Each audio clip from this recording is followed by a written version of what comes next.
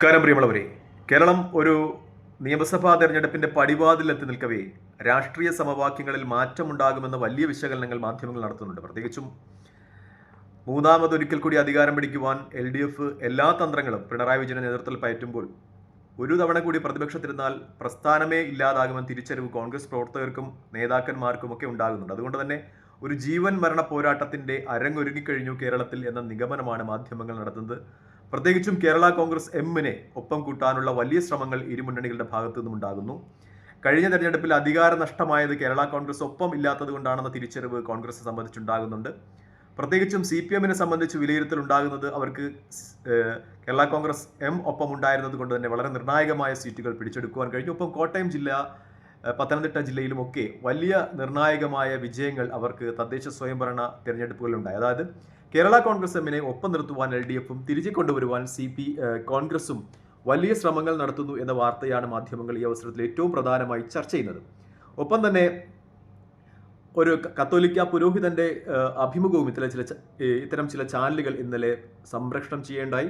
മാണി പുതിയിടം എന്ന് പറയുന്ന വളരെ പ്രശസ്തനായ കത്തോലിക്ക നേതൃസ്ഥാനത്തുള്ള പുരോഹിതൻ പറയുന്നത് മാണി കോൺഗ്രസിന്റെ പ്രത്യയശാസ്ത്രം അത് എന്ന് പറയുന്നത് LDF വിരുദ്ധമാണ്, അത് കോൺഗ്രസിനോടൊപ്പമാണ്.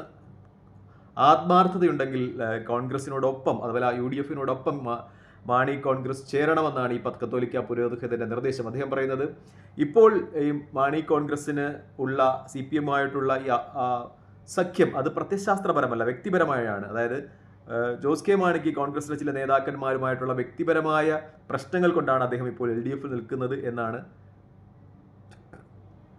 ഈ പുരോഹിതൻ പറയുന്നത്. മാത്രമല്ല അദ്ദേഹം പറയുന്നത് പ്രത്യയശാസ്ത്രപരമായി കോൺഗ്രസുമായിട്ടാണ് മാണി കോൺഗ്രസിന് ബന്ധം. മാത്രമല്ല ഈ കേരള കോൺഗ്രസുകൾ രണ്ടു പാർട്ടിയിലും, ഒരു ഭാഗം LDFിലും ഒരു ഭാഗം UDFിലും നിൽക്കുന്നത് കൊണ്ട് ആളുകളൊക്കെ പറയും അത് പ്രതിദാനം ചെയ്യുന്നത്, അതായത് കേരള കോൺഗ്രസ് പ്രതിദാനം ചെയ്യുന്ന ക്രൈസ്തവ സമുദായത്തിന് നേട്ടമുണ്ടാകുമെന്ന്. അദ്ദേഹം പറയുന്നത് അത് വെറുതെയാണ്. രണ്ടു പ്രസ്ഥാനങ്ങളും കേരള കോൺഗ്രസുകളൊക്കെ ഒന്നിച്ച് UDFിന്റെ ഭാഗമായിരുന്നാൽ മാത്രമാണ് നേട്ടമുണ്ടാകുക എന്ന ഒരു അഭിപ്രായം അദ്ദേഹം നടത്തുന്നുണ്ട്. പ്രത്യയശാസ്ത്രപരമായിട്ടാണ് തീരുമാനങ്ങൾ എടുക്കേണ്ടതെങ്കിൽ UDFിനൊപ്പമാണ് കേരള കോൺഗ്രസ് എം നിൽക്കേണ്ടത് എന്ന് അദ്ദേഹം പറയുന്നു. അദ്ദേഹം ഉദ്ദേശിക്കുന്നത് ഈ നിരീശ്വരവാദത്തിലൂന്നിയുള്ള കമ്മ്യൂണിസ്റ്റ് പ്രസ്ഥാനങ്ങളോടൊപ്പം നിൽക്കുവാൻ ഒരു വിശ്വാസ പ്രമാണങ്ങൾ ഉൾക്കൊള്ളുന്ന, കത്തോലിക്ക വിശ്വാസങ്ങൾ ഉൾക്കൊള്ളുന്ന കേരള കോൺഗ്രസ് എമ്മിന് കഴിയില്ല എന്ന അർത്ഥം അദ്ദേഹത്തിന്റെ വാക്കുകളിൽ നിറഞ്ഞു നിൽക്കുന്നുണ്ട് എന്നാണ് ഏറ്റവും പ്രധാനപ്പെട്ട വസ്തുത. അദ്ദേഹം മാണി പുതിയിടം എന്ന് പറയുന്ന ഒരു പ്രശസ്തനായിട്ടുള്ള കത്തോലിക്ക പുരോഹിതനാണ്. എന്തായാലും അദ്ദേഹത്തിന്റെ ഈ അഭിമുഖത്തെ തുടർന്ന് കത്തോലിക്ക സഭയുടെ നേതൃത്വത്തിൽ കേരള കോൺഗ്രസ് എമ്മിനെ UDFിൽ എത്തിക്കുവാനുള്ള ശ്രമങ്ങൾ വളരെ ദ്രുതഗതിയിൽ നടക്കുന്നുണ്ട് എന്ന മാധ്യമ റിപ്പോർട്ടുകൾ വരികയാണ്. കേരള കോൺഗ്രസ് എമ്മിന് അവരാവശ്യപ്പെടുന്ന സീറ്റുകൾ, കൂടുതൽ മന്ത്രിസ്ഥാനങ്ങൾ നൽകിക്കൊണ്ട് ഒരുപക്ഷേ കേരള കോൺഗ്രസ് എമ്മിനെ UDFിൽ എത്തിക്കാനുള്ള ശ്രമങ്ങൾ നടക്കുന്നുണ്ട് എന്ന വലിയ വാർത്ത തന്നെ മാധ്യമങ്ങൾ ഷെയർ ചെയ്യുകയാണ്. പാലയുടെ കാര്യത്തിൽ ഒരു അഡ്ജസ്റ്റ്മെന്റ് ഉണ്ടാകാം. പാല കേരള കോൺഗ്രസ് എം അവരുടെ പ്രസ്റ്റീജ് സീറ്റാണ്. പ്രത്യേകിച്ചും മാണി, അവരുടെ ഏറ്റവും തലമുതിർന്ന നേതാവ് മാണി സാർ നിരന്തരം മത്സരിച്ച് വിജയിച്ചിരുന്ന സ്ഥലമാണ്. അദ്ദേഹത്തിന്റെ മരണശേഷമാണ് മാണിക്കെതിരായിട്ട് മാണി കോൺഗ്രസിനെതിരായിട്ട് അവിടെ ഒരു വിധിയെഴുത്തുണ്ടാകുന്നത്. മാണി C കാപ്പനാണ് അവിടെ വിജയിച്ചത് ഈ 2 പ്രാവശ്യം. പക്ഷേ ഇപ്പോൾ കോൺഗ്രസ് വെക്കുന്ന UDF വെക്കുന്ന ഒരു നിർദ്ദേശം എന്തെന്ന് വെച്ചാൽ മാണി C കാപ്പനെ കൂടുതൽ ശക്തമായ മറ്റൊരു സീറ്റിലേക്ക് മാറ്റിയിട്ട് ആ സീറ്റ് കേരള കോൺഗ്രസ് എമ്മിന് ഒരുപക്ഷെ ജോസ് കെ മാണിക്ക് മത്സരിക്കുവാൻ നൽകുക എന്നാണ്. മാണി C കാപ്പന് നിർദ്ദേശിക്കുന്ന സീറ്റ് ഇപ്പോൾ കുട്ടനാട് ആണ് എന്ന വാർത്തകൾ മാധ്യമങ്ങൾ റിപ്പോർട്ട് ചെയ്യുകയാണ്. കുട്ടനാട് മാണി C കാപ്പന്റെ കേരള കോൺഗ്രസിന് NCPക്ക് നല്ല ആൾബലമുള്ള ഒരു സീറ്റാണ്. അവിടെ അദ്ദേഹത്തിന് മത്സരിക്കുവാൻ നൽകിക്കൊണ്ട് ഒപ്പം മാണി C കാപ്പന് മന്ത്രിസ്ഥാനവും ഓഫർ ചെയ്യുന്നുണ്ട് എന്നൊരു വസ്തുത മാധ്യമങ്ങൾ ചർച്ചയാണ്. അതായത് മാണി C കാപ്പനെ കുട്ടനാട് മത്സരിക്കുവാൻ അനുവദിച്ചുകൊണ്ട് അദ്ദേഹം വിജയിച്ചു വന്നാൽ, UDF അധികാരത്തിൽ വന്നാൽ മന്ത്രിസ്ഥാനവും നൽകിക്കൊണ്ട് ഒരു ഒത്തുതീർപ്പിന്, പാല വിട്ടുകൊടുത്തിട്ടുള്ള ഒത്തുതീർപ്പിന് കോൺഗ്രസ് നേതൃത്വം തയ്യാറാകുന്നു എന്ന വലിയ വാർത്ത തന്നെയാണ് മാധ്യമങ്ങൾ ചർച്ച ചെയ്യുന്നത്. എന്തായാലും മാണി വന്നാൽ മാത്രമേ ഇപ്പോൾ കേരളം പിടിക്കുവാൻ കഴിയൂ എന്നൊരു സ്ഥിതിവിശേഷത്തിലേക്ക് കോൺഗ്രസ് എത്തിയിട്ടുണ്ട് എന്നൊരു വസ്തുതയാണ് ഇപ്പോൾ ചർച്ച ചെയ്യപ്പെടുന്നത്. എന്തായാലും കുട്ടനാട് എന്ന് പറയുന്നത് കുറച്ചുകൂടി ഷുവറുള്ള ഒരു സീറ്റായി മാണി C കാപ്പനും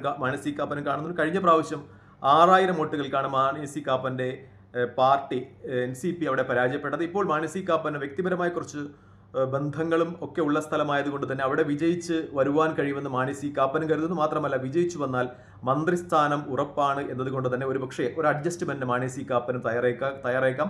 പാലാ സീറ്റ് വിട്ടുകൊടുത്തുകൊണ്ട് ജോസ് കെ മാണിയുടെ കേരള കോൺഗ്രസ് എം കോൺഗ്രസിൽ എത്തപ്പെട്ടേക്കാം, UDFിന്റെ ഭാഗമായേക്കാം എന്ന ചർച്ച മാധ്യമങ്ങളിൽ നിലനിൽക്കുകയാണ്. മറ്റൊരു രാഷ്ട്രീയ പ്രസ്ഥാനത്തിന്റെ ഗതിമാറ്റം ഉണ്ടാകുവാൻ സാധ്യത ചർച്ച ചെയ്യുന്നത് RSPയുടെയാണ്. RSP ചിലപ്പോൾ കൂടുമാറിയേക്കാം എന്ന ചർച്ചകൾ മാധ്യമങ്ങൾ നിറയുകയാണ്. പ്രത്യേകിച്ചും RSPക്ക് കഴിഞ്ഞ 2 പ്രാവശ്യമായിട്ട് കേരള നിയമസഭയിൽ പ്രാതിനിധ്യമില്ല.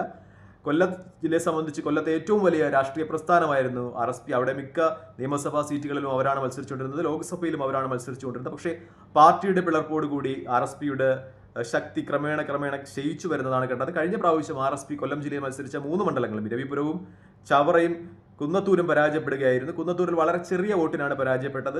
പക്ഷേ ഇപ്പോൾ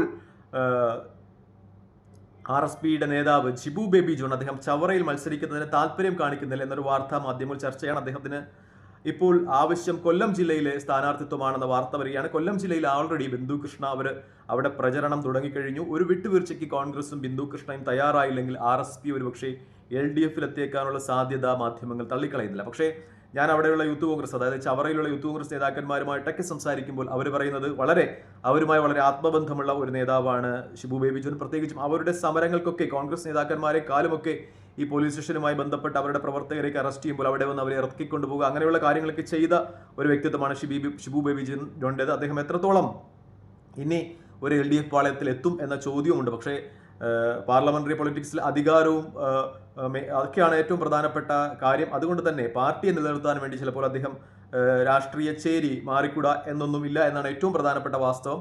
മറ്റൊന്ന്, ഈ കുന്നത്തൂർ നിയമസഭാ മണ്ഡലം RSPക്ക് നഷ്ടപ്പെട്ടത് ചെറിയ വോട്ടുകൾക്കാണ്. കഴിഞ്ഞ പ്രാവശ്യം കോവൂർ കുഞ്ഞുമോൻ അദ്ദേഹം വളരെ ചെറിയ വോട്ടുകൾക്കാണ് പരാജയപ്പെട്ടത്. ബന്ധു കൂടിയായ ഉല്ലാസ് കോവൂറിനെയാണ് 2800 വോട്ടുകൾക്ക് അദ്ദേഹം പരാജയപ്പെട്ടത്. ഇതിനു മുമ്പും അദ്ദേഹവും കോവൂർ കുഞ്ഞുമോനും ഉല്ലാസ് കോവൂറും തമ്മിലായിരുന്നു മത്സരം. അപ്പോൾ വലിയ ഭൂരിപക്ഷത്തിനാണ് കോവൂർ കുഞ്ഞുമോൻ വിജയിച്ചതെങ്കിൽ കഴിഞ്ഞ പ്രാവശ്യം 2800 വോട്ടുകൾക്കായിരുന്നു. ഇപ്പോഴും ഉല്ലാസ് കോവൂർ എന്ന് പറയുന്ന UDFനോടൊപ്പമുള്ള RSP നേതാവ് മണ്ഡലം കേന്ദ്രീകൃതമായി ശക്തമായി തന്നെ പ്രവർത്തിക്കുന്നുണ്ട്. അദ്ദേഹം തന്നെയായിരിക്കും അവിടെ ഇത്തവണയും സ്ഥാനാർത്ഥി എന്ന വലിയ വിശകലനം വരികയാണ്. ഇനിയിപ്പോൾ RSP LDFൽ എത്തിയാലും RSP UDFലുണ്ടെങ്കിലും അവിടെ ഉല്ലാസ് കോവൂർ RSPയുടെ സ്ഥാനാർത്ഥിയായിരിക്കും. അദ്ദേഹം വിജയിക്കുവാനുള്ള സാധ്യത വളരെ കൂടുതലാണ് എന്നൊരു റിപ്പോർട്ടുകൾ മാധ്യമങ്ങൾ ഷെയർ ചെയ്യണം. അദ്ദേഹത്തിന് പച്ചില എന്ന് പറയുന്ന ഒരു യൂട്യൂബ് ചാനലൊക്കെ ഉണ്ട്. അദ്ദേഹം വളരെ ആക്റ്റീവായിട്ട് ഈ സോഷ്യൽ മീഡിയ രംഗങ്ങളിലുമൊക്കെ നിറഞ്ഞു നിൽക്കുന്ന ഒരു വ്യക്തിത്വമാണ്. അദ്ദേഹത്തിൻ്റെ വിജയ സാധ്യത കുന്നത്തൂരിലുണ്ട്. RSP സീറ്റ് നിലനിർത്താൻ സാധ്യതയുള്ള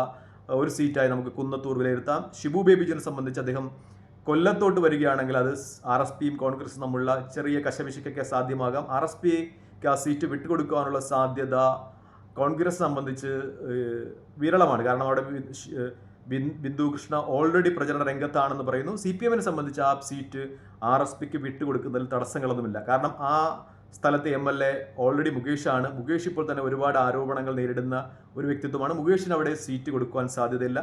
പകരം ഒരു സ്ഥാനാർത്ഥി CPMന് അവിടെ കണ്ടുപിടിക്കേണ്ടി വരും. അത് RSPയുടെ ഷിബു ബേബി ജോൺ ആണെങ്കിൽ ഒരുപക്ഷെ CPM സ്വാഗതം ചെയ്യും. കാരണം പുതിയൊരു പാർട്ടി മുന്നണിയിലോട്ട് വരികയാണ്. ആ പാർട്ടിയുടെ വോട്ടുകൾ കൊല്ലത്തെ മറ്റു മണ്ഡലങ്ങളിൽ സ്വാധീനിക്കുമെന്ന കാര്യത്തിൽ സംശയമില്ല.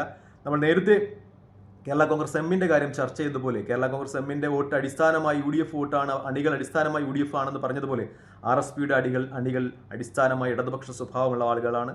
അതുകൊണ്ട് അവരും ഒരുപക്ഷെ CPMനോടൊപ്പമുള്ള സഖ്യമായിരിക്കും ആഗ്രഹിക്കുക. തൽക്കാലം ഈ വീഡിയോ ഇവിടെ വാങ്ങുകയാണ്. മറ്റു വീഡിയോയുമായി കാണുന്നവരെ നന്ദി, നമസ്കാരം, ജയ് ഹിന്ദ്. വീഡിയോ ഇഷ്ടപ്പെടുന്നുണ്ട് ലൈക്ക് ചെയ്യുക, ഷെയർ ചെയ്യുക, കമൻറ്റ് ചെയ്യുക. മറ്റൊരു വീഡിയോയുമായി കാണുന്നവരെ ജയ് ഹിന്ദ്.